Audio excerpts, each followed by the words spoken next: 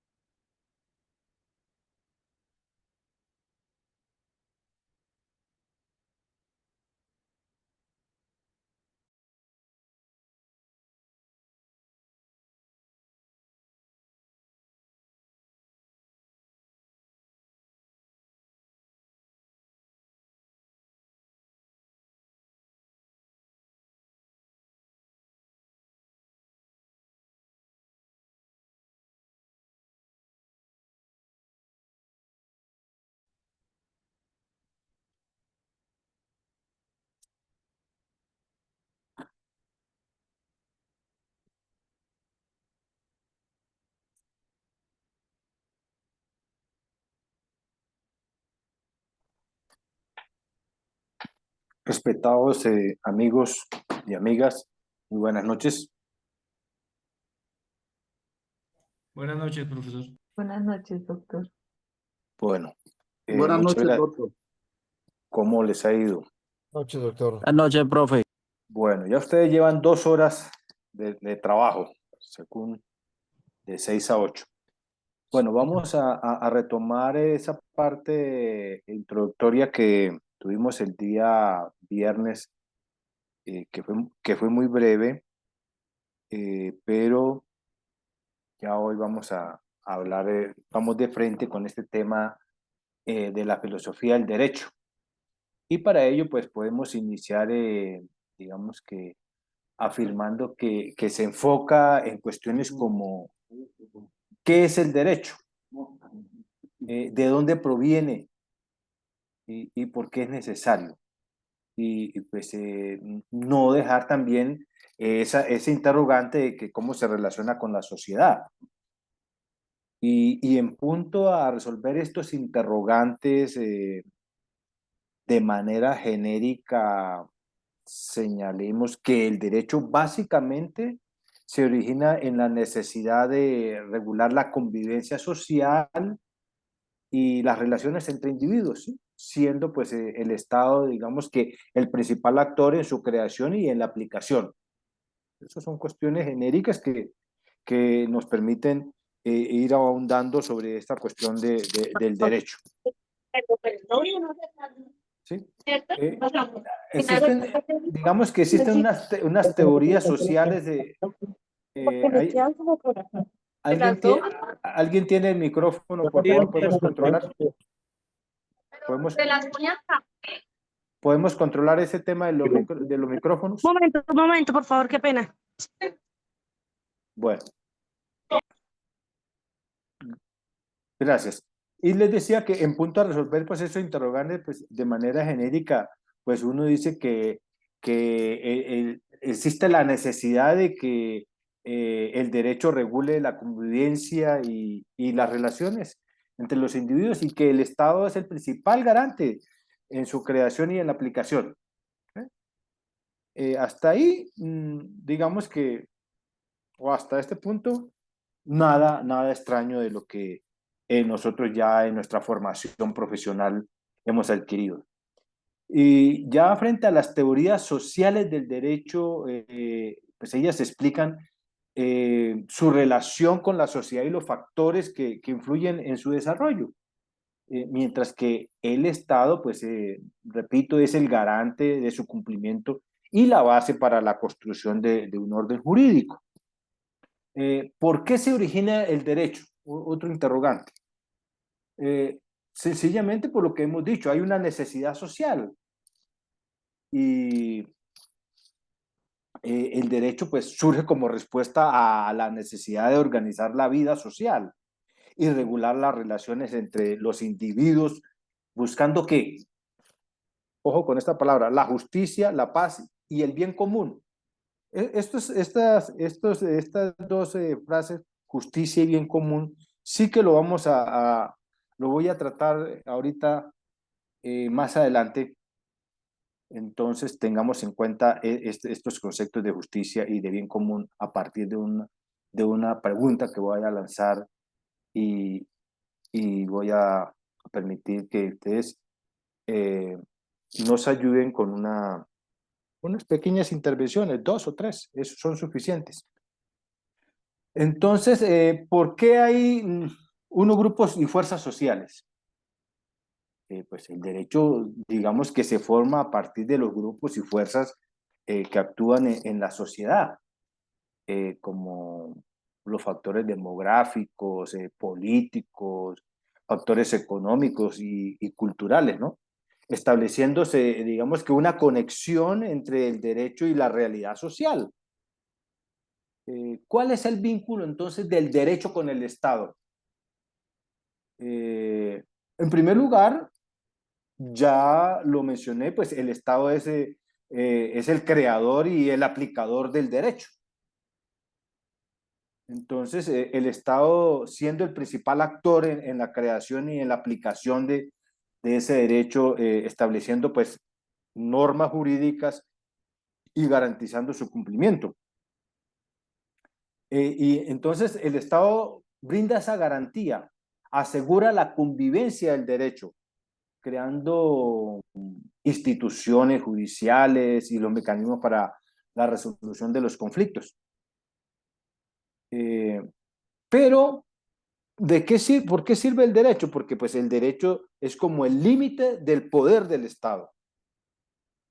Y el Estado obviamente tiene que a pesar de que es el principal creador y aplicador del derecho, pues el Estado se sujeta al mismo derecho y no, está no estando por encima de la ley y siendo pues limitado, ¿por qué? Por el mismo ordenamiento jurídico que él mismo crea.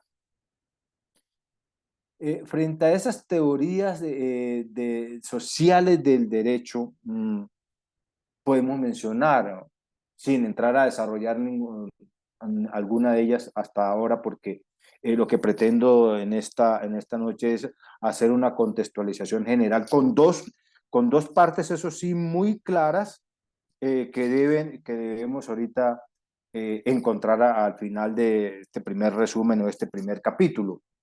Entonces, solamente voy a hacer referencia a mencionarlas, esas teorías, algunas de las teorías sociales del derecho, como son las teorías del positivismo jurídico. En estas teorías se centran en el derecho como un conjunto de normas. Pónganme cuidado y perdónenme lo insistente en esta parte, porque ahorita vamos a mirar esa definición de derecho que siempre hemos tenido, al menos los contemporáneos, los de mi edad.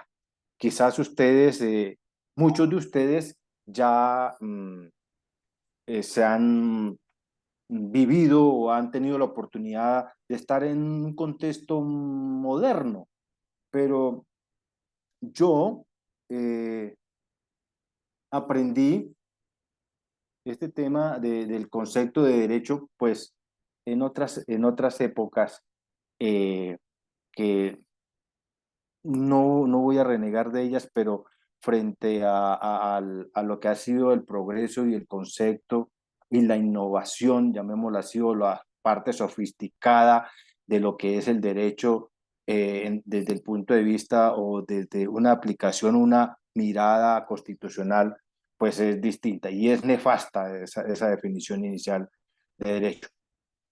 Pero sigo con con esas teorías sociales del derecho, enunciándolo simplemente. Teorías del positivismo jurídico, están las teorías del justnaturalismo, las teorías del realismo jurídico y aquellas teorías críticas del derecho. ¿Por qué estas teorías sociales del derecho? Porque a través de ellas se encuentran se encuentra la explicación, la relación entre el derecho y la sociedad, así como los factores que influyen en su desarrollo y evolución. Hasta aquí, esta contextualización solo nos permite identificar algunas ideas muy ligeras del tema. Y ya para ir abordando el tema que me propongo hoy, voy a hacer una pregunta que creo que ya el viernes algo se alcanzó a plantear, ni siquiera a tener la participación de ustedes. Y es esta pregunta, señores y señoritas y señoras, ¿el derecho debe ser siempre justo? Pregunto, ¿ustedes qué opinan de esto? ¿El derecho debe ser siempre justo?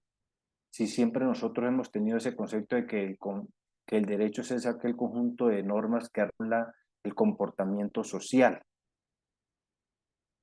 Yo les pregunto, ¿el derecho debe ser Profe, justo? Sí, señor. buenas noches. En primera medida, eh, por principio uno creería que el derecho es justo, debería ser justo, ¿cierto? Sino que cuando uno llega a la praxis, uno analiza que es muy subjetivo porque pues para lo que es como el tema de lo moral, lo que moralmente es bueno para ti, para mí puede serlo, no puede serlo. En ese orden de ideas, creería que el derecho se sujeta de acuerdo a los principios a lo que estás iniciando y creería yo que de la clase anterior queda muy en ese vacío de decir, puede ser justo las consideraciones que se ha tomado en dar o no la razón a esa persona que pudo probar. Entonces, creería yo que el derecho es más que subjetivo, depende de cómo lo pruebes, ¿cierto? Entonces, Sí. Sí, es muy variante, es muy variático. sí. Muchas gracias, doctor Luis Fernando. Está la doctora Rosa Ramírez. Buenas noches. Gusto en escucharlos un día lunes. Doctor, buenas noches. Pláceme saludarle. Gracias, muy amable. Doctor, yo sí Luego creo sigue que David Corral. Sí, el sigue. derecho sí debe ser justo. ¿Por qué? Porque es que dame las pruebas y te daré el derecho, ¿sí? Entonces, yo creo que la justicia resulta ser ese fin esencial para la buena convivencia en una sociedad. Sí. Gracias, doctora Rosa. Aló, doctor. Aló. Doctor, muy buenas noches. Sí, buenas noches, un saludo cordial y respetuoso para todas y para todos. Sí, Bueno, la relación entre el derecho y la justicia es compleja y puede variar dependiendo del contexto y la perspectiva. El derecho busca promover la justicia y la equidad en la sociedad y establecer normas y reglas que regulen la conducta humana de manera justa, pero también debe basarse en los principios de justicia, como la igualdad entre la ley, la proporcionalidad y la imparcialidad. Muchas gracias. gracias. David Corral y luego José Ricardo. Doctor, le voy a dar excelente noche para todos. Voy a dar el mismo concepto que di la clase del viernes, donde pues yo decía que me acordaba un poco de las clases de mi pregrado, asimismo que dependiendo de la visión filosófica del concepto de justicia, mirándonos desde un naturalismo, pues obviamente podemos decir que dicha justicia parte de considerar bajo la dignidad, bajo la libertad, pues el grado de dicha perspectiva. Y asimismo, si lo miramos desde un enfoque positivista, pues obviamente es justo el derecho cuando está arreglado y creado conforme a un procedimiento legítimo, como lo decía Hans Kelsen. Entonces, pues eso era lo que senté el día viernes de ese concepto que me parece importante y acordándome obviamente de los criterios filosóficos de lo que es la justicia para el derecho. Bueno, ¿y quién define, doctores, quién define qué es justo? Ya hicimos aquí, hicimos el planteamiento de que si el derecho debe ser justo. Unos dicen, sí, claro, bajo el positivismo o bajo el cumplimiento de unas reglas que lleva ya a lo que es la solución de un conflicto, dame las pruebas y que yo te daré el derecho. Ese derecho, ese concepto de derecho debe ser justo. Pero ¿quién define qué es justo? Doctor, pues yo pienso que ser justo es pues dar a cada quien lo que corresponde, actuar de manera imparcial, de una manera equitativa. Pues pienso que de igual manera ser justo es tratar a todas las personas con el mismo respeto, sin, pues sin pasar por encima de su dignidad, sin tener favoritismos, sin discriminar a nadie. Pienso que eso es para mí ser justo. ¿Y quién define ello? Doctor, en el positivismo considero que es el juez. Sí, el juez. O sea, lo que esté regulado, lo que diga la ley, y entonces el juez como principal aplicador de la ley, pues tiene que eh, evidenciar o reflejar o determinar qué es justo en cada caso. Exacto.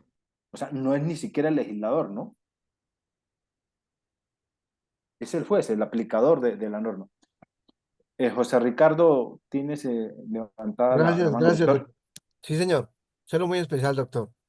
Muchas gracias, buenas noches. En la clase pasada es lástima que se fue la señal, pero eh, haciendo el análisis del tema de el derecho debe ser siempre justo. Entonces nos decía primero, es que el tema es de interpretación y la filosofía es la que lo coloca uno en esa reflexión teórica que se convierte en un tema complejo y a veces subjetivo.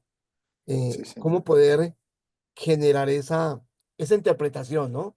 Y bien lo decía usted, el juez, quien materializa eh, el sistema da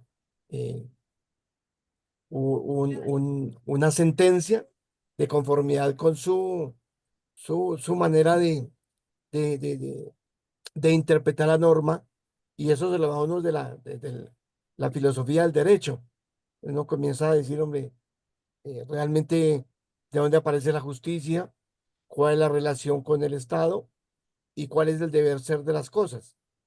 Y aparecen las diferentes teorías, como usted lo explicaba, el positivismo, el naturalismo, el realismo jurídico, ¿no? Y todas las críticas del derecho que son las que también el abogado, frente a su experticia, frente a un caso, tiene que colocarlo y pues llevarlo hasta el final, ¿no? Es como Sí, la manera sí. de interpretar lo que le estoy colocando, doctor. Doctor José Ricardo, muy bien. Doctor Perea Rodríguez, buenas noches. ¿Desde Buenas dónde nos noches, profe. encontramos? ¿Desde dónde Buenas nos noches. encontramos? Desde Condoto, Chocó. Ay, papá, mi profesora fue allá, la de geografía. Sí, es una Sí, belleza. pero estoy hablando hace 47 años. Bueno, ok. Poquito entre edad, tal vez. Doctor Perea, Eh, tiene el uso de la no, palabra. perfecto, profe. Profe, vea, desde la premisa natural de que si el derecho debe o no ser justo, pues personalmente tengo la concepción de que la justicia como concepto es muy metafísico, ¿cierto?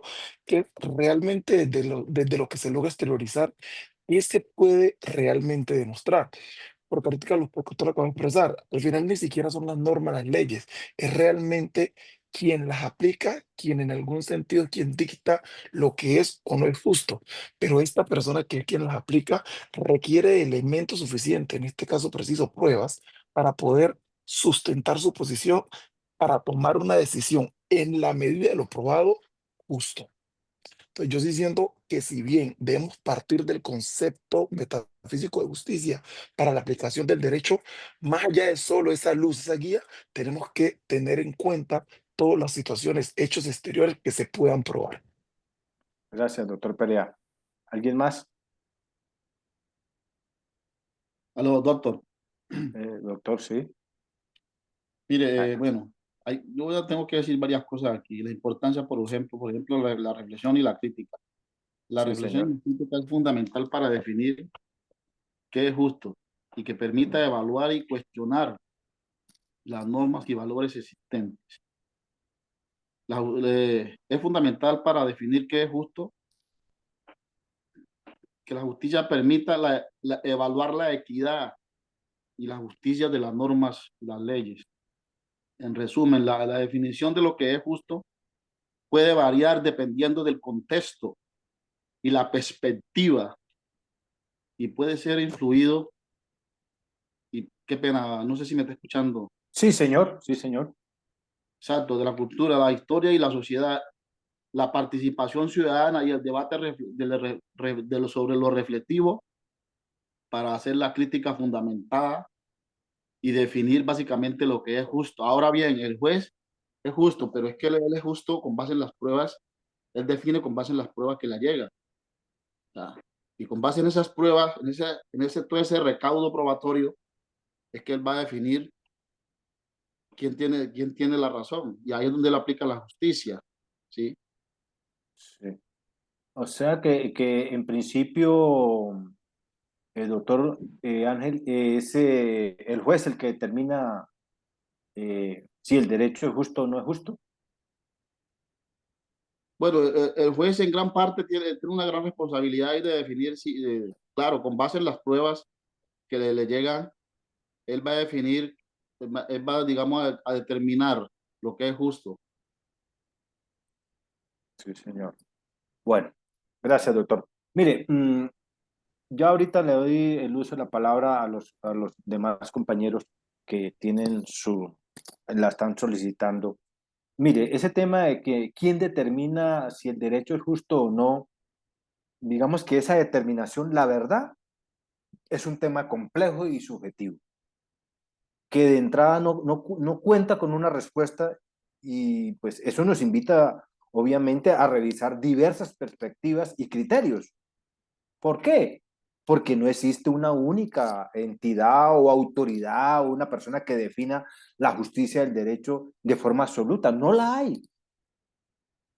Entonces, debemos mirar esas diversas perspectivas y desde esas diversas perspectivas nos presentan, por ejemplo, a la sociedad, nos presentan a los juristas y a los académicos, nos presentan a los ciudadanos, nos presentan a los jueces y a los tribunales. Entonces, eh, si tenemos toda esta gama de personas que nos pueden definir, nos pueden determinar si el derecho es justo o no, pues entonces hagámosle una revisión a cada uno de ellos. ¿Por qué se dice que bajo la perspectiva de que la sociedad es la que determina si el derecho es justo o no? Hombre, porque en última instancia la justicia se percibe a través de la opinión y la aceptación social. Una ley o una norma que es considerada injusta por la mayoría de la sociedad puede ser motivo de cambio o de revuelta, ¿no? Incluso si es legalmente válida. Entonces, la sociedad aquí tiene mucha participación en ello, en determinar si el derecho es justo o no. Y pues, a veces los movimientos sociales son los que llevan al Estado a que debes pedir una norma. ¿Para qué? Para buscar la solución de un conflicto de manera, comillas, justo. Y si miramos la perspectiva desde el punto de vista de los juristas y los académicos, estos sí que juegan un papel fundamental en el análisis y la crítica de la justicia del derecho. Ellos lo hacen a través de ¿qué? Los juristas y los académicos lo hacen a través de ¿qué? De la investigación y el debate. Y en ese ejercicio contribuyen ¿a qué? A la discusión y a la identificación de posibles injusticias o contradicciones en el sistema legal.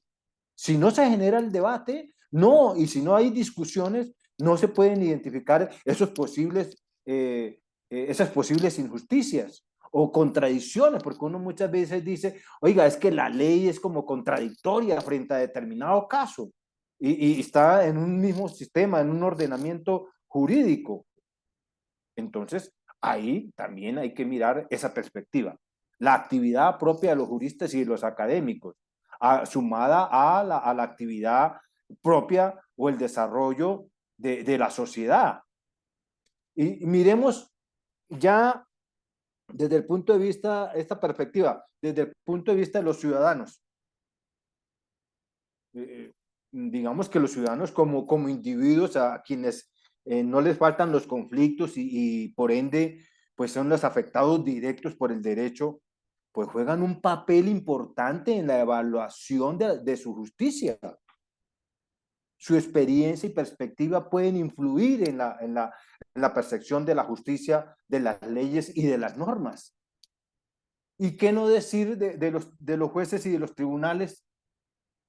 Estos que son integrantes de una de las tres ramas del poder público, pues, que son los intérpretes y son los aplicadores de la ley.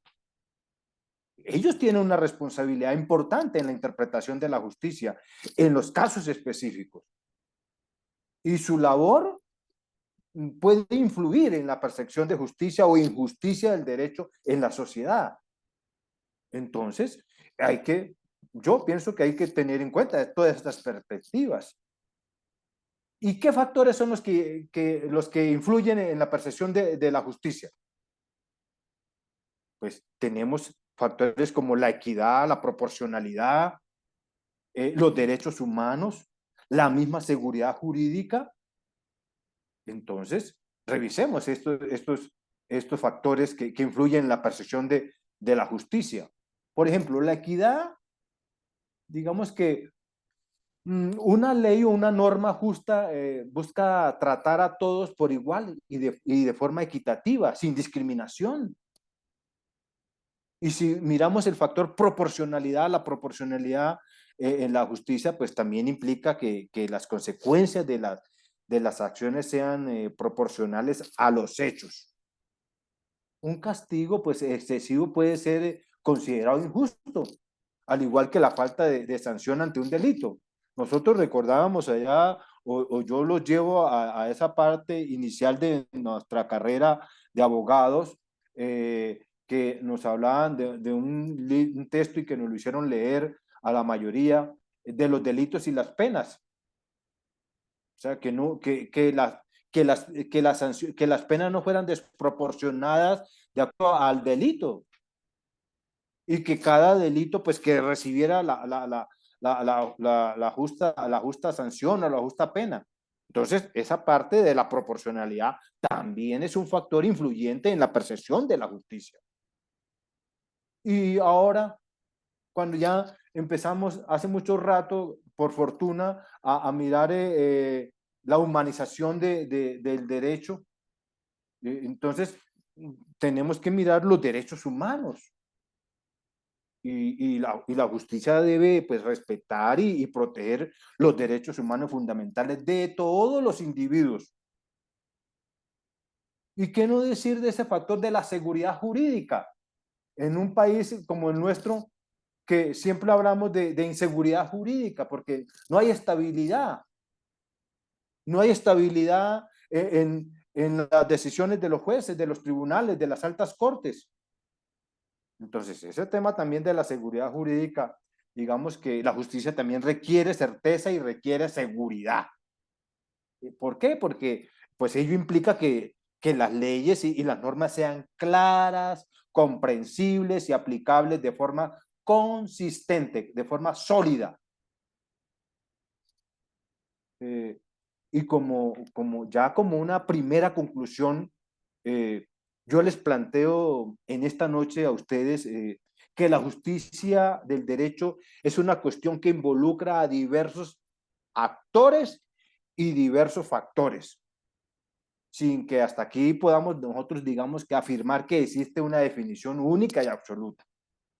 No hay esa definición. Es que además, pues, digamos que la percepción de justicia, a mi modo de ver, ¿no? Respetando el concepto de ustedes, a mi modo de ver, esa percepción de justicia varía según la cultura, según la historia y las circunstancias de cada sociedad, así como pues, también las experiencias individuales de cada ciudadano.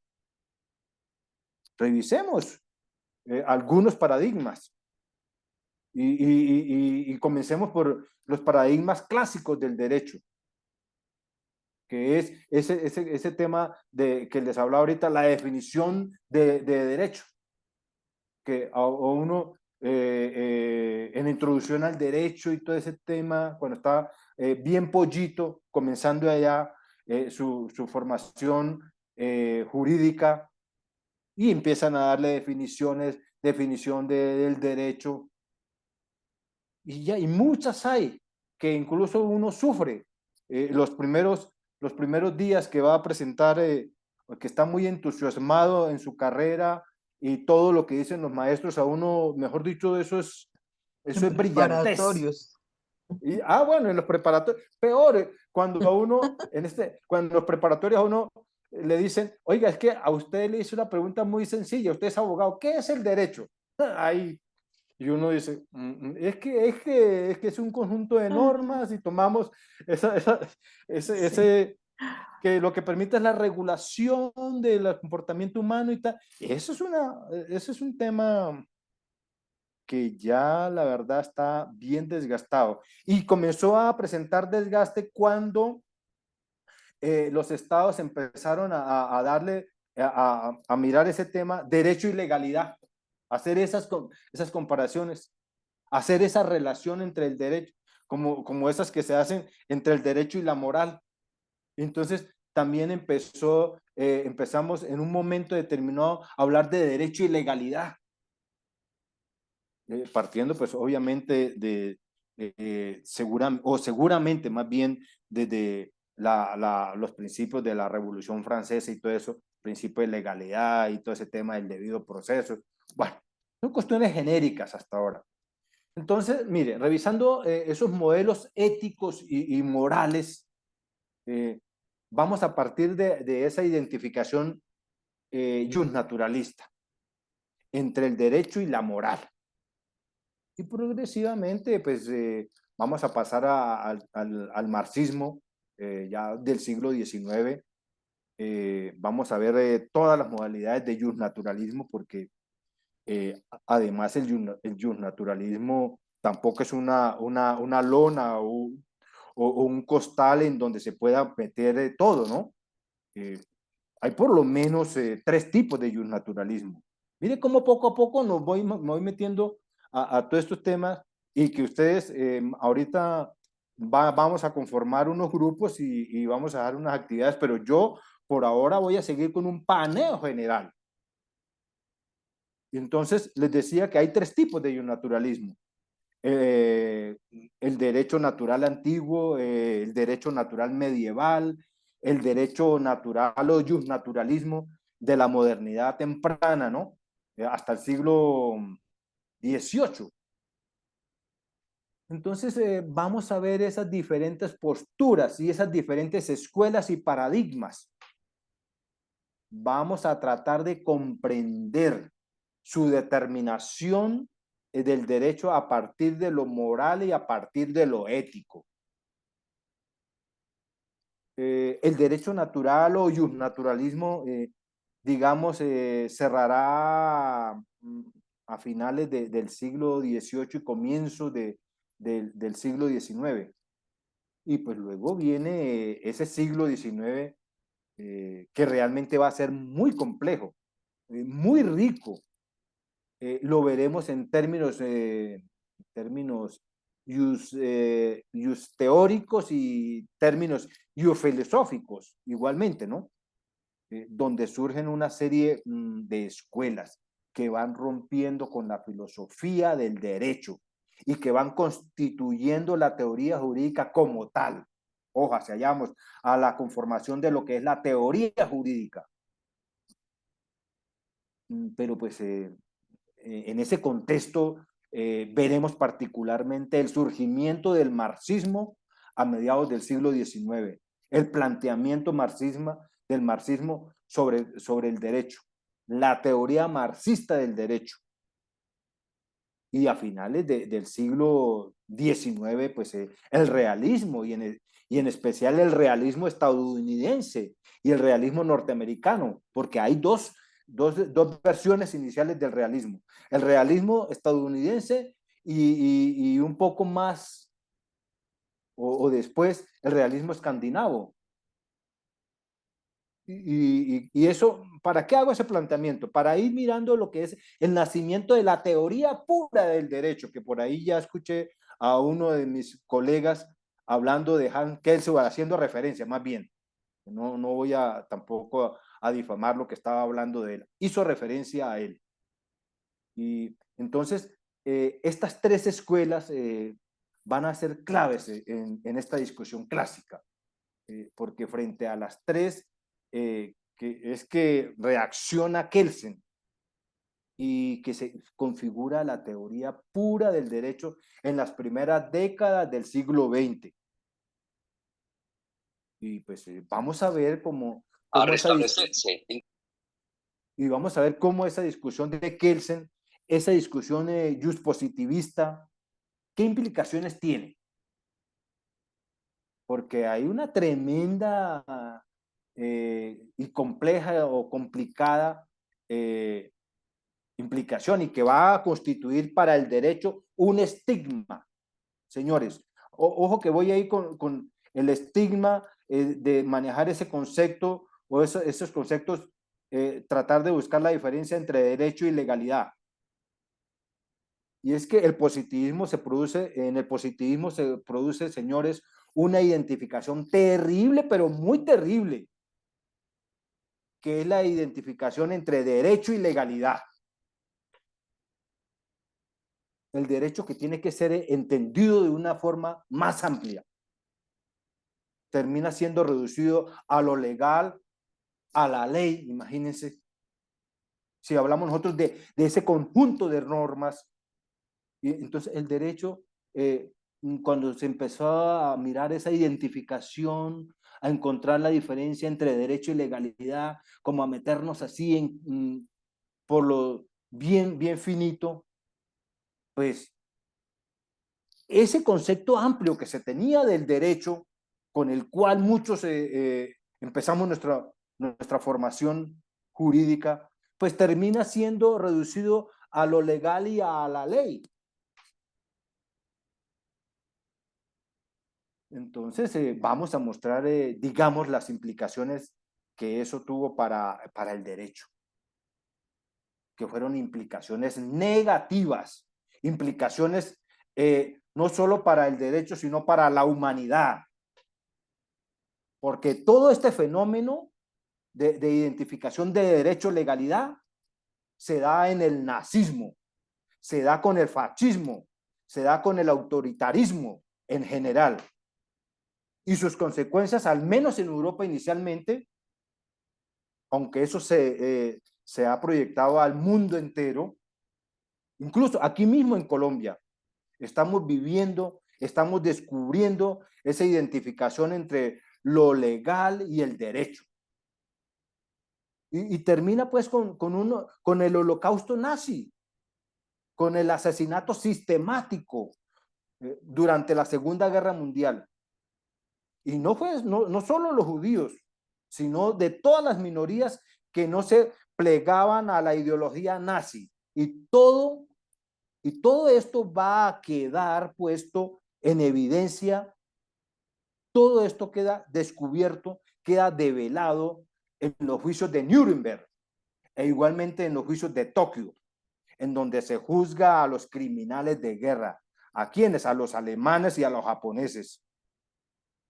Y en donde básicamente el argumento de los criminales de guerra, como lo veremos, ¿qué decían ellos? Somos inocentes porque actuamos legalmente.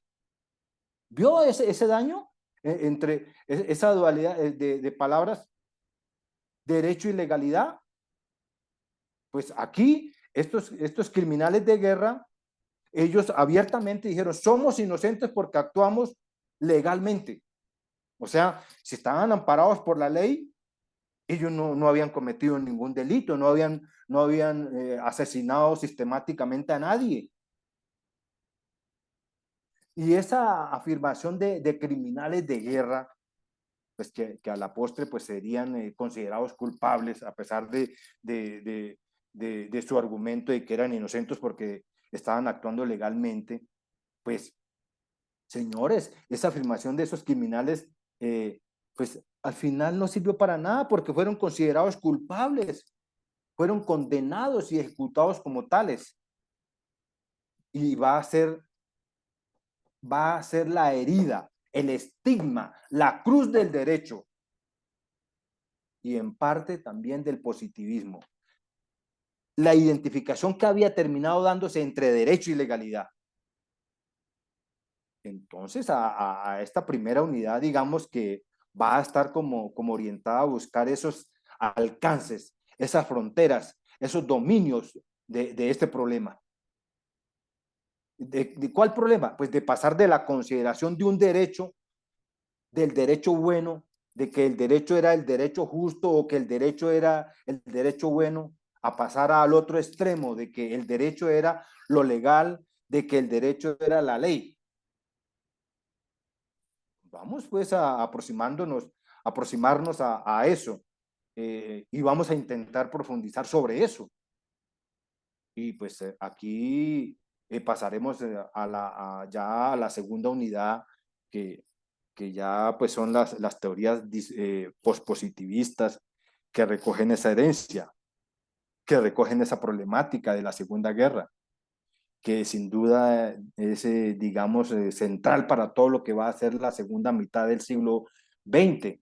No podemos entender el derecho sin la reacción que se va a dar a partir de los 50, después de los juicios de Nuremberg, que se dan en la segunda mitad de la década de los 40, más concretamente entre el 46 y el 48.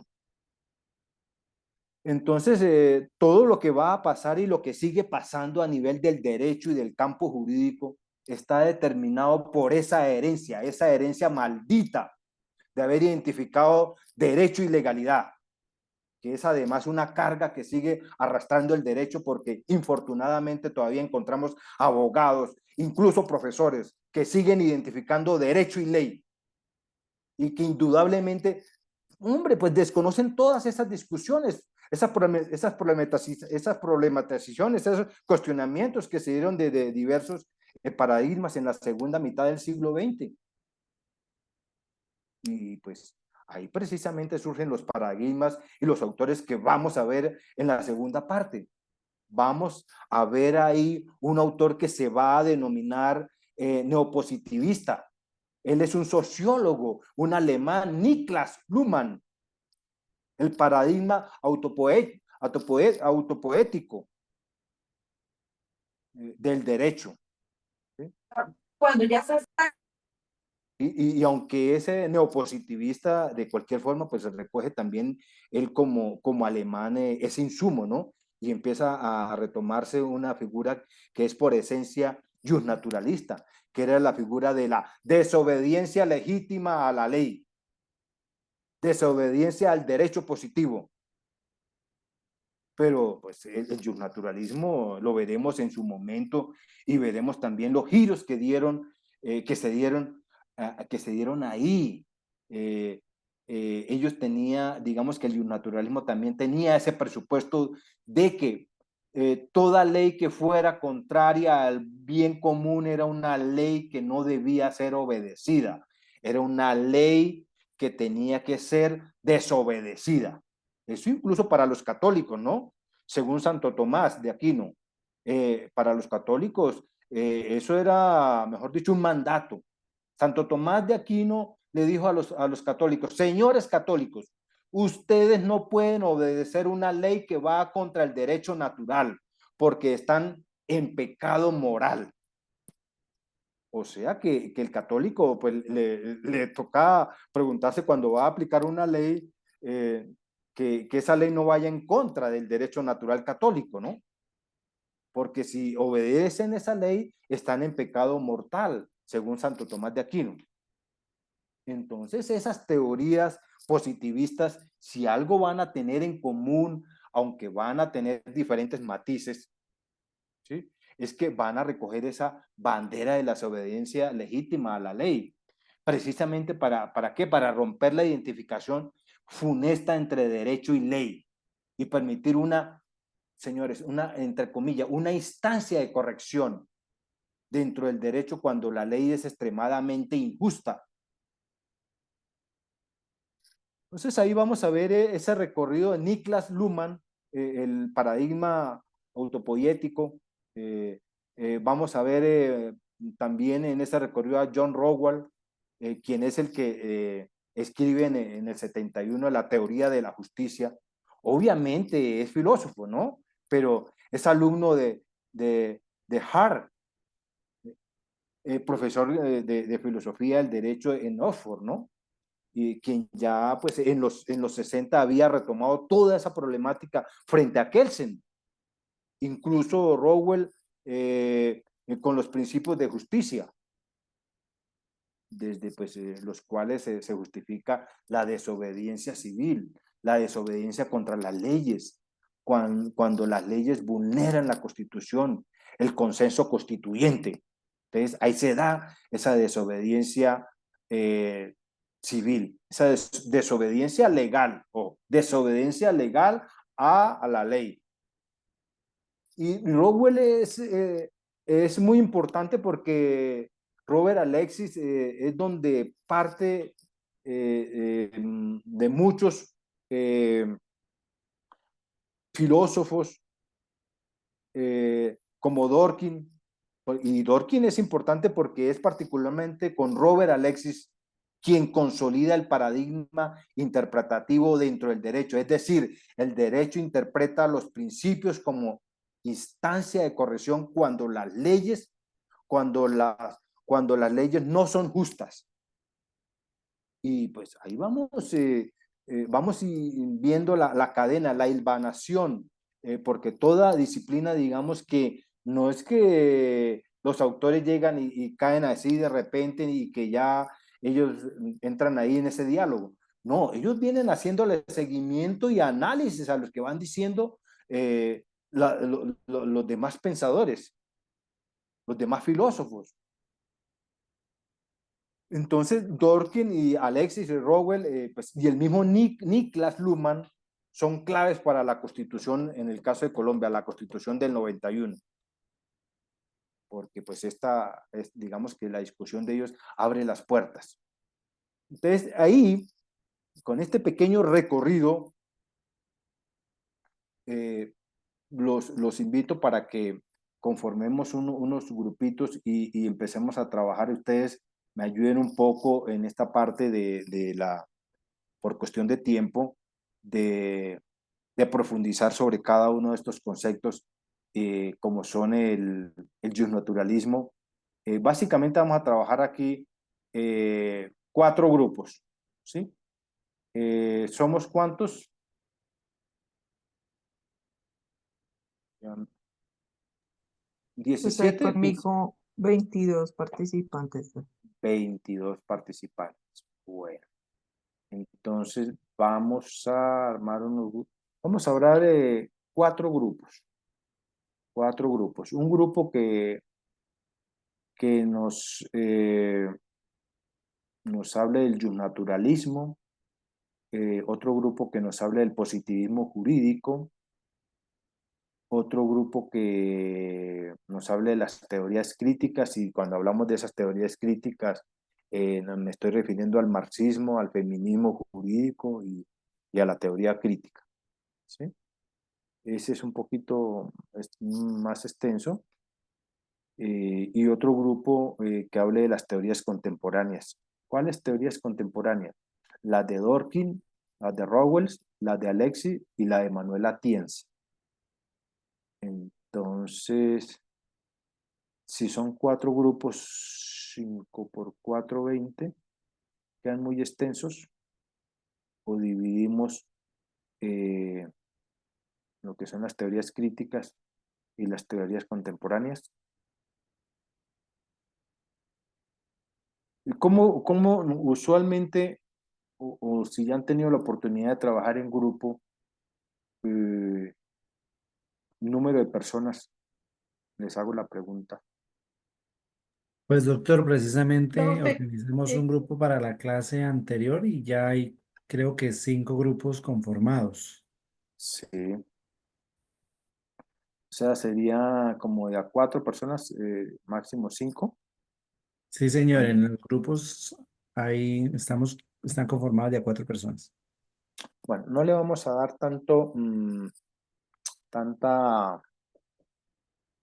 digamos que tanta división a los grupos. Vamos a conformar 4 grupos, ¿sí? Entonces, me van diciendo, yo voy apuntando acá, por favor, si ya los tienen conformados. Por ejemplo, para el grupo del justnaturalismo,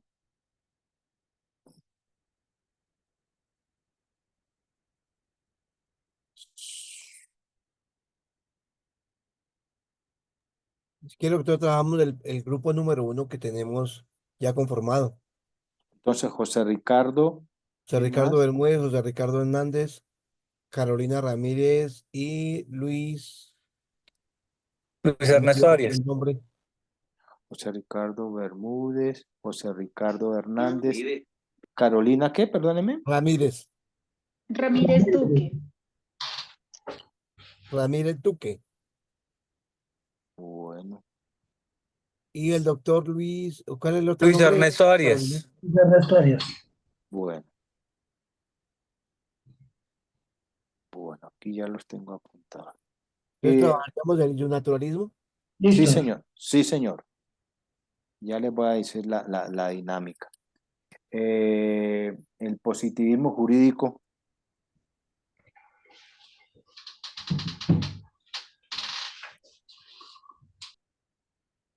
Doctor, el grupo conformado por Arlet, Mayra, John Mario y el nombre de la otra compañera que no recuerdo ahora. Arlet Arriaga. John Mario Quinto. Mayra Córdoba y el otro con nombre de la compañera, no lo recuerdo ahora, ya se lo doy yo. Dame un momento. Bueno, sí, señor. Bueno, entonces ahí está. Luego viene el grupo número 13 sobre las teorías críticas. Teorías críticas. Estoy apuntando aquí. El grupo número 3 entonces sería Luis Felipe, A ver, Luis Felipe. ¿Me recuerdas el apellido? Andrés Felipe, ya le ahí se De me Felipe olvidó. Perea. Andrés Ah, Felipe. sí, también está Luis Fernando Arias. Ángel Pío Serna y Diana Lucero. Ángel Pío. Ángel Pío Serna Murillo. No me moleste, diga. Murillo.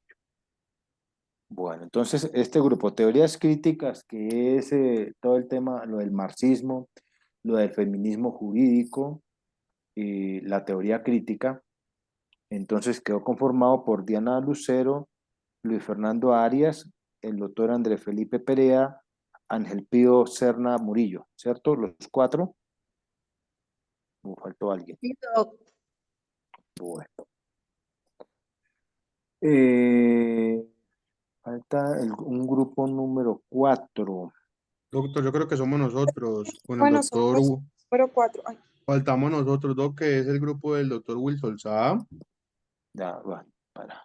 David Esteban Corral Sí. y Alan Yesid Mosquera Palacios. El equipo de nosotras, que también es el equipo número para... También estamos 4 personas en nuestro grupo. Y nosotros también faltamos por asignación. Bueno, ya. Entonces, las teorías contemporáneas. Espérense.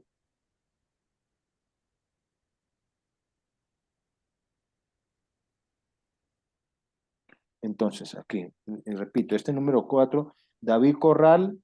Sí, Wilson Alberto Saab y Alan Yesid Mosquera.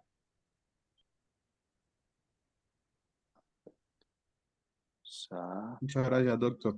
Alan Mosquera, Alan Yesid Mosquera. Alan Yesid Sí, Mosquera Palacios. Langetti Mosquera Palacios, sí señor. Muchas gracias, Eso. compañero. Teorías contemporáneas.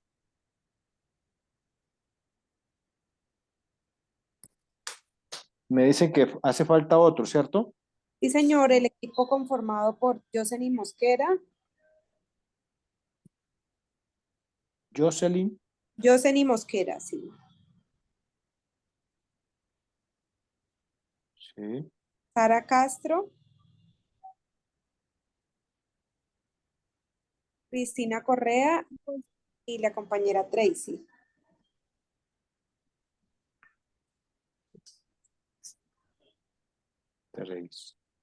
Bueno, por ahora los dejo, a ustedes los dejo a descansar. No se preocupen. Está bien. Vamos a trabajar con estos 4 grupos. Vamos a hacer unas intervenciones, señores, máximo de 10 minutos, ¿sí? En donde solamente van a ustedes a designar un vocero. Y entonces nos va a hacer el planteamiento de lo del naturalismo y así sucesivamente con cada grupo. Profe, Sí, perdón, sí. digamos, nosotros somos, pues tenemos el grupo conformado, pero no tenemos tema. ¿Qué pasa con nosotros? O sea, ¿van a haber otros temas de exposición? Uy, sí, muchos, pero podemos, Viviana, usted es el del grupo de Sara Castro. Roselena Correal, de, Shirley. de Shirley Triana, el doctor Jaimes. Somos 4. Sí, o sea que salieron al final 6 grupos, ¿cierto? Sí, pero todavía no tenemos tema asignado. No tenemos Bueno, todavía. bueno, dejemos, ustedes quedan ahí tranquilos que ya venimos con más clase. Listo, profe, gracias. Entonces me quedaron estos dos grupos, el 5 y el 6. Por ahora tenemos estas teorías, estas teorías sociales. Doctor, ¿usted me puede hacer un favor? Qué pena. Señor, sí, señor. ¿Me puede repetir el tema del grupo 4? Del cual... Sí, teorías contemporáneas. Listo. Y del Teorías, grupo 2, por favor. teorías, sí, contemporáneas. Dorkin, Y del, Rawls, Alexis y Manuel Atienza. y del grupo conformado por John Mario Quinto, Arlet Arriaga y Mayra Córdoba, ¿cuál es el tema? Positivismo jurídico. Ok, gracias. Y el 3, teorías críticas, que es el marxismo, el feminismo jurídico y teoría crítica. Ahí en ese grupo alcanzo a ver dos damas, dos mujeres, sí. Bueno, para trabajar ese tema del feminismo Una jurídico. sola. Una sola, bueno, usted se hizo un maña para dominar a todos esos hombres. Bueno, entonces les decía que vamos a preparar esas intervenciones y serán intervenciones cada uno de 10 minutos. Cada uno de 10 minutos y nombran un vocero. Y con eso pues nos permitimos hacer todo ese recorrido, los fundamentos de cada una de estas teorías y sus máximos efectos. ¿Consideran que con 10 minutos es suficiente o le dejamos 15 minutos? O entre 10 y 15 máximo. No está bien 10 minutos, 10 doctor. minutos Sí. está bien, doctor. Yo creo que estaría bien 10 más Sí. 8 porque es mucha gente. Sí, pero como pues, o digamos que muchas personas, pero para investigar y todo eso, y para estructurar la intervención, porque la intervención solamente va a ser uno de los compañeros nomás. Ustedes designan ahí Ok, al líder. entonces sería Yo creería cronometrar que el 10 tiempo. minutos, máximo 15. O sea, los 10 minutos está perfecto, máximo 15. Sí. De tal forma que nos quede ahí como bien presentadito el pensamiento del naturalismo y cada una de estas teorías. Mire que yo, bueno, pues yo porque ya tengo esa carreta ahí armada, pero en 35 minutos, en 36 minutos hicimos todo como ese recorrido. Claro que fue muy generalizado. Ustedes ya van a tener la oportunidad de dejarlo concreto y pues no se trata de volvernos al pregrado en donde nos colocaban, mejor dicho, a leer todas estas cosas. Doctora. Pero, Profe, sí, fundamentos y qué más, qué otros ítems. ¿cuál es la teoría, el planteamiento del naturalismo? Crítica, Sí, teoría crítica. sí, y el tema, recuerden que ahorita en mi intervención les dije que había 13 partes del naturalismo, por ejemplo. ¿Sí? Entonces, el concepto de cada uno de esos, ¿a qué se refería cada uno de esos conceptos de naturalismo que vimos ahí, o que se encuentra, como es lo que es el derecho natural antiguo, el derecho natural medieval, el derecho natural o el naturalismo propiamente, el naturalismo de la modernidad? Entonces, ver esas diferentes posturas, ¿no? O sea, diferentes escuelas, pero pues de manera muy concreta, muy resumida acá. Todo esto lo hacemos ¿para qué? Para encontrar digamos que esa evolución de lo que es el concepto de derecho y de ordenamiento jurídico y todas esas discusiones que se han dado. Entonces, pienso que sí, que con 10 máximo, 15 minutos máximo ya, y será uno solo de los expositores. ¿Cierto? Doctor, disculpe, pero entonces los grupos que quedamos sin tema, entonces sería para la siguiente clase. En la siguiente clase yo tengo que irles garantizando pues también la participación, ¿no? Ah, perfecto, muchas gracias. Sí. No, señor. Entre tanto, dentro de los temas no está el neoconstitucionalismo, no. Podemos dejar ese tema del neo. ¿Quién Asignado. ese no lo ha asignado? No, Entonces, asigné hasta el 4, hasta las teorías contemporáneas. Entonces, el 5, Yoseni Mosquera, Sara Castro, Cristina Correa, ¿y quién más? Tracy. Sí, profe. Bueno, entonces, el neoconstitucionalismo.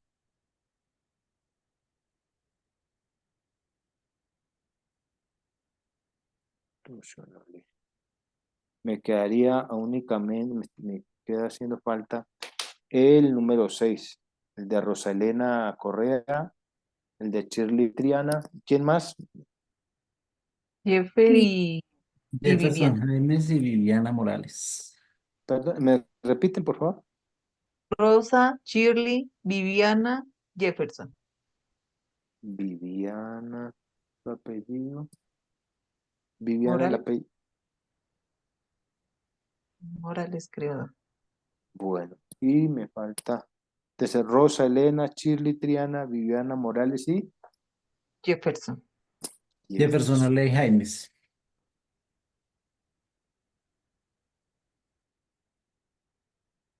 Jaimes. Bueno, ya quedamos todos. No, me queda faltando este grupo.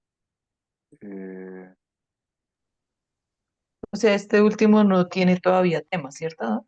Todavía no tiene tema. Vamos a seguir aquí hablando, desarrollando, a ver qué tema le conseguimos. Si no, en la siguiente clase van a ser los inauguradores, a quienes se les va a asignar.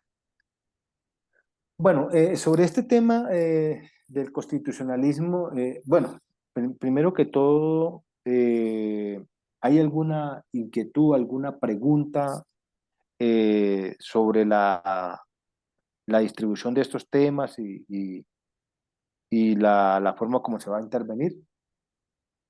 ¿O tienen alguna otra sugerencia en las cuales ustedes se encuentren más cómodos o así está bien?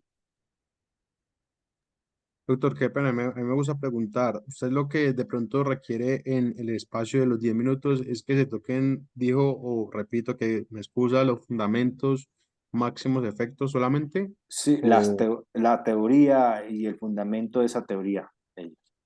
listo, perfecto. Y pues algunos rasgos de eso. Son como 3 cositas básicamente que nos permiten hacer la presentación de las posturas de cada una de estas teorías.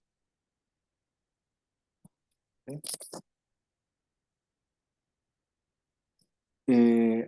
Estando aquí en esta parte, muchachos,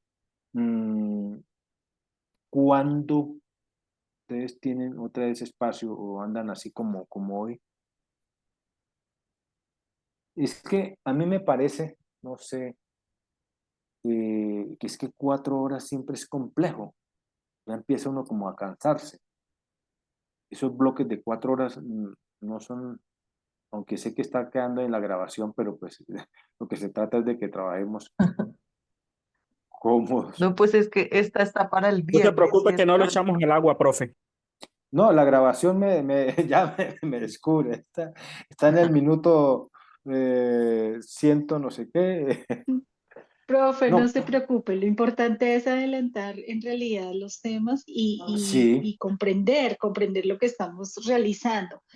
Yo sí, estoy de acuerdo con su merced, una jornada tan larga después de pues, nuestras horas laborales, pues también es algo tenso, pero pues su merced nos dirá si nos reunimos. El viernes tenemos clase, sí, pero el si se viernes. puede antes, 2 horas en otra jornada, o sea, otro día, que yo creo que es lo que su merced quiere, 2 horas Eso, el viernes y 2 horas el miércoles, o no sé ustedes qué propongan. eso es lo que quería ponerles sobre la mesa. Pues, la idea es trabajar todos los temas, sea a través de bloques de 4 horas o bloques de 2 horas, es eso, pero si hay la posibilidad, también entendiendo ya los compromisos académicos con las tutorías y todo ese tema, exacto, o con los entonces, trabajos, porque es o que a con los, veces no tenemos el tiempo, sino pues obvio, escogimos esta maestría fue por los horarios, entonces Sí. es complicado también. O si pudiéramos el jueves, podríamos adelantar 2 horas o 1 hora, lo que sea, pero pues si no se puede, sigamos el horario, mejor dicho. Pues, ¿sabes qué podemos hacer también? Hacer actividades por fuera de las clases como para no estar las 4 horas. O dentro de la clase se pueden hacer actividades. Sí, yo No podría sé programar. de pronto qué piensen los compañeros. No, yo podría estructurar, digamos, con una actividad al cabo de 1 hora y media, entonces dice, bueno, vamos a dar un receso de media hora o tal, y en media hora mientras ustedes Sí, investigan o se se organizan. puede hacer así, se puede hacer así. Usted en el plan de las clases organiza qué actividades se van a desarrollar dentro de la clase.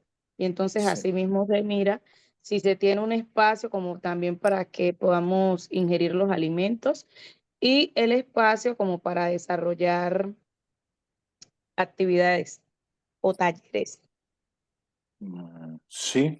Bueno, pero entonces, de momento, pues nos vemos el viernes, salvo que ustedes ahorita acuerden, si me dicen que el jueves, yo tengo la disponibilidad. La verdad es que yo entre semana tengo todos los días, pero pues respeto obviamente pues, los horarios de ustedes y los compromisos de ustedes, ¿no? O sea, simplemente era una sugerencia, pero igual, si nos dicen que el viernes arrancamos así como arrancamos hoy con toda la gasolina. Pero ¿cuál Sí, es la sugerencia? ¿Cambiar la clase para el jueves? No, no, tratar de dividir, que no sea que no sea un solo día en la semana.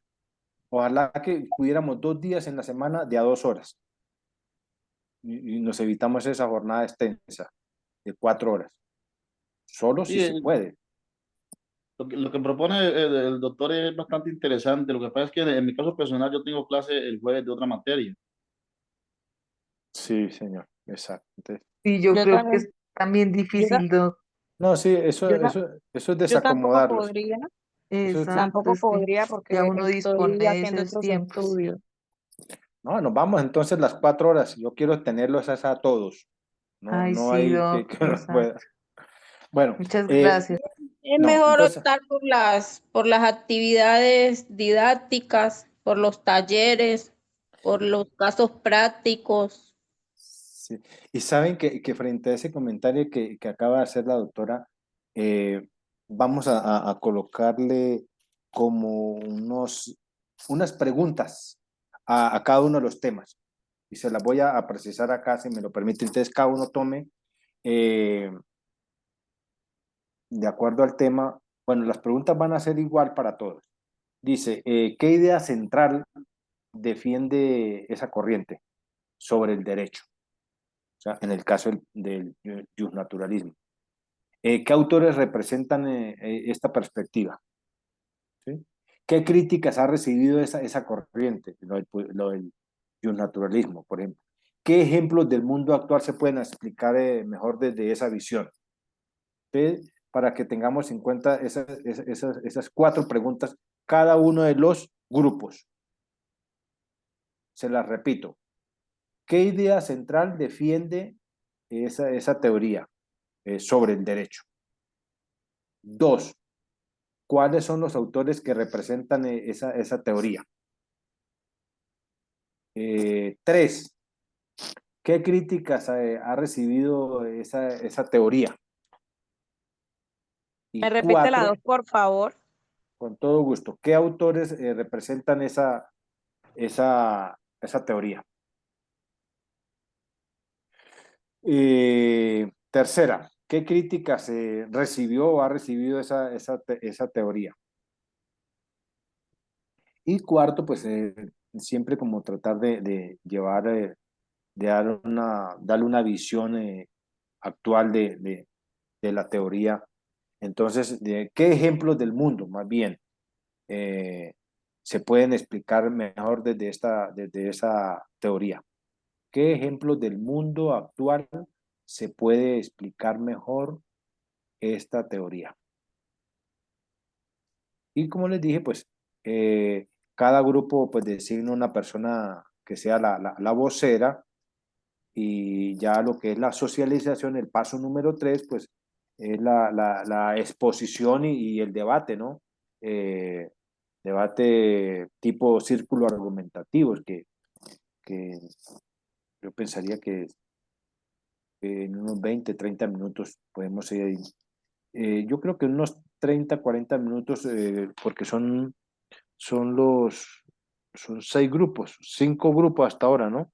Pues nos falta un grupo, ¿no? Para darle, listo. Sí, señor, Entonces, el de nosotros. cada grupo pues expone máximo en 15 minutos, va entre 10 y 15 minutos. Y pues al finalizar cada grupo, pues abrimos el debate, ¿no? Pues con esta dinámica, ¿no? Del círculo argumentativo, ¿no? Y ahí en esa dinámica la podemos Doctor, ¿le también, puedo hacer una pregunta? sí, ¿El positivismo crítico hace parte también del positivismo jurídico? sí señora, ¿Sí? Ah, ok. sí. ¿Lo estabas viendo por ahí? Listo. Pues sí, estaba mirando algo relacionado, pero no sabía si hacía parte también de esa corriente. Pero déjame, yo busco acá algo que no les he presentado por el afán Listo. de arrancar. Por ejemplo, y ese lo podíamos dejar de primero. Esto que dice el naturalismo, el derecho natural ya está, las críticas, yo sigo aquí bajando, el Es que la positivismo, teoría jurídica había quedado como independiente, como si fuera sí, otro ítem. sí, positivismo jurídico, el derecho como norma, que yo voy mirando aquí. Ah, mira, aquí sí está. Aquí está el tema. Es que no había visto estas diapositivas, porque como ustedes se dieron cuenta, hoy arranqué, fue con toda, porque estaba así como preocupado porque el viernes que quedamos iniciado. Dice el contractualismo, origen del Estado, para el grupo número 6. ¿Cuál es el tema? Perdón, doctor. Disculpe. Contractualismo, Contractualismo. sí, 2 puntos, origen del Estado. Y ese sí tiene bastante origen del Estado, y que ahí vamos a ver Thomas Hobbes, John Locke y Rousseau, Jean-Jacques Rousseau. El contractualismo, origen del Estado. Ese es para el grupo 6, ¿cierto? Para el grupo 6. Para Rosa Elena, para Shirley Triana, para Viviana Morales y Jefferson Arley. Jaimes. Jaime, sí, señor, Jaimes. Bueno, gracias. Sigo aquí bajando. Entonces, mire que ya ahí encontramos.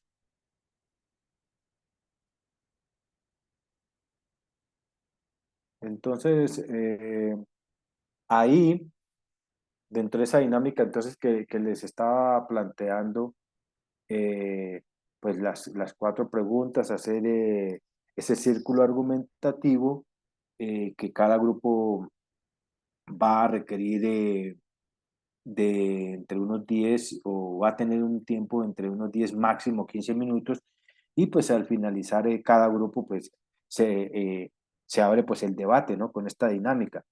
Eso nos exige que debemos estar pendientes de la respuesta a esos 4 interrogantes que existen para cada grupo, pues siempre para generar el debate. Y cada grupo puede hacer una pregunta crítica a otro, en el buen sentido de la palabra, no no tomar, no tergiversar que cuando le hacen una pregunta crítica al grupo es frente al grupo, sino frente a la teoría, ¿sí? Y pues el resto del grupo puede responder o puede defender su postura. Eso sí, sin ánimo de estar criticando como el comportamiento o la preparación de cada tema de los compañeros, sino ya mirando hacia el contenido, hacia la sustancia, hacia el desarrollo de las 4 preguntas, a los 4 interrogantes que he planteado para cada grupo. Entonces, esa parte activa, esa parte dinámica de cada grupo y en general de todos esos grupos para que no nos dé sueño tan rápido. Bueno, voy a hacerles una, vamos a, Disculpe, pero si es para la clase del viernes, sí, ¿para qué, comenzamos, qué día? no, para el viernes, el viernes desarrollamos todo eso Ok, gracias. con esa dinámica. Quería hablarles entonces algo del constitucionalismo como modelo teórico, ¿no? Basado en Luigi Ferrajoli. Entonces, para no irnos tan rápido, entiendo que ustedes están cansados, pero yo también tenemos el compromiso de abordar lo más que se pueda con este tema. Frente al neoconstitucionalismo, miren, este concepto pues ha contado con mayor difusión en el ámbito del discurso jurídico de Iberoamérica, pues digamos que este concepto ha tenido buena difusión y es que es el neoconstitucionalismo, que es un concepto pues, que se menciona bastante, ¿no? Que se usa en coloquios, en seminarios, en conferencias, en clases, pero que pues suele estar definido de una forma equivocada, de una forma muy vaga. Y también de manera general, digamos, ¿qué es el constitucionalismo? ¿Cuáles son sus rasgos esenciales? 3 distintivos niveles de análisis podemos plantear. Y es un conjunto, digamos que el neoconstitucionalismo es un conjunto de ideas, es una ideología en el buen sentido de la palabra, ¿no? Que explica estos 3 niveles de análisis. Un primer nivel de análisis es el surgimiento de un nuevo modelo de constitución. Miren, apreciados contertulios, después de la Segunda Guerra Mundial, efectivamente las constituciones se hacen más largas, se materializan. Hay no solamente fuentes del derecho como lo proponía Hans Kelsen, sino que existen normas materiales de actuación de los poderes públicos del Estado y largos catálogos de derechos fundamentales. Entonces, estas constituciones son materia y objeto de estudio por parte del neoconstitucionalismo.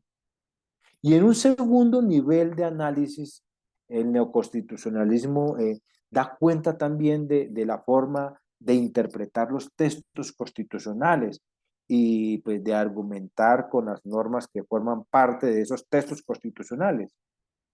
¿Por qué? Porque en estas constituciones materializadas, tan largas, tan sustantivas, existen muchos principios y y eso requiere no solamente de que sepamos las técnicas tradicionales de la interpretación jurídica y de la argumentación, sino que requerimos también de técnicas más sofisticadas, técnicas que tienen que ver con la ponderación de derechos, que tienen que ver con el principio de la proporcionalidad, que permiten el uso de técnicas como el principio pro persona, el efecto de irradiación hacia terceros, etcétera, etcétera y etcétera, en función pues, ¿de qué? De la propia argumentación constitucional y la argumentación por las distintas áreas o materias del derecho. Y en un tercer nivel de análisis tenemos que el neoconstitucionalismo pues implica también una nueva teoría del derecho, una nueva forma de estudiar el fenómeno jurídico, de entender en su conjunto lo que es el universo de las normas jurídicas, que requieren pues no solamente una tarea descriptiva del ordenamiento. Es decir, los juristas no solamente tienen que basarse en la ciencia jurídica explicando lo que el derecho es, sino que también hay una dimensión prescriptiva en el sentido de que los juristas tienen que señalar igualmente lo que el derecho debe ser y por tanto pues tienen que dar cuenta en esta explicación de lo que el derecho debe ser, de las antinomias que fisiológicamente se presentan en un modelo de ordenamiento jurídico escalonado en grados y de las lagunas que también se presentan de una manera prácticamente fisiológica también, dado que pues, los mandatos constitucionales de normas que deben existir no siempre se producen por parte del legislador y pues por tanto pues se desarrollan digamos asincronías o mandatos que no son cumplidos de las normas constitucionales hacia las normas legales y las políticas públicas. Estos tres elementos son la caracterización del neoconstitucionalismo. Constituciones, una nueva forma de interpretar y aplicar el derecho con una base argumentativa mucho más completa, una nueva teoría del derecho.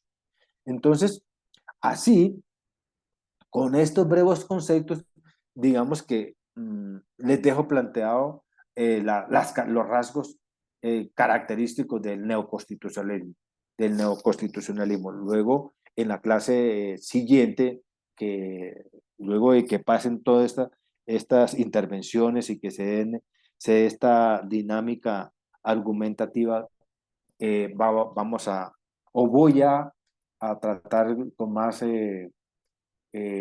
calma o con más profundidad más bien escudriñar toda esta parte del neoconstitucionalismo que realmente es muy importante hoy por hoy en lo que es el tema de la interpretación de los textos constitucionales y el argumentar con las normas que forman parte de esos textos constitucionales.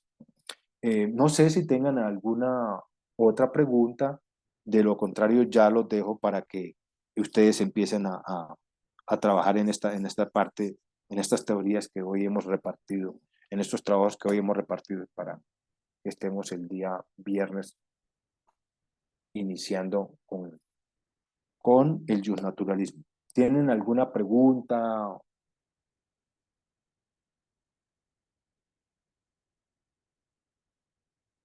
Profe, por el Señores. momento, en mi caso, son temas muy amplios, pero de una u otra manera han sido aclarados y dan lugar casi todos a criterios subjetivos, y eso se trata la charla. Casi que cada Sí. quien aporta su granito de arena y hasta el momento así ha sido desarrollada. No, y por eso cuando hicimos esas preguntas de que si el derecho es justo y quién determina la justeza del derecho, pues comenzamos y no digamos que no nos quedamos con un solo criterio, con un solo actor, ni los factores. Entonces, ahí empezamos como que a darle de manera resumida, pero muy clara, sobre estos factores que determinan si el derecho es justo o no es justo. Entonces veíamos esas diversas perspectivas y luego hice el recorrido así muy, muy rápido, pero también muy, digamos que claro, en el sentido de hacer toda esa hilvanación de lo que ha ocurrido y de manera genérica. Y ya ustedes vamos a tener la posibilidad pues, de todos conversar. Entonces, señores, si no hay más que decir, por hoy los dejo ya descansar. Les agradezco la disposición y nos vemos el próximo viernes, si Dios lo permite. A usted, doctor, muchas gracias. Gracias, profe. Válido. Feliz noche. Que tengan buena noche. Doctor y Gracias, compañeras, feliz noche a todos. Muchas gracias, doctor. Feliz noche para Buenas todos noches y a buen todos. descanso. Chaito. Profe, Gracias, feliz Una pregunta, ¿en la Sí, clase se sube la grabación cuándo? ay, yo creo que la ingeniera está escuchando. Yo creo que mañana, no sé, yo la verdad, Ah, ok. Ah, es bueno, mi- listo, no se preocupe, yo le pregunto a ella. sí, incluso yo también tengo que preguntarle porque quisiera que me la compartiera. Sí, sí. Ah, para bueno, pues editarla. muchas gracias. Sí, bueno, muy amable a todos. Buenas Buenas noches noches. para todos. Buenas noches.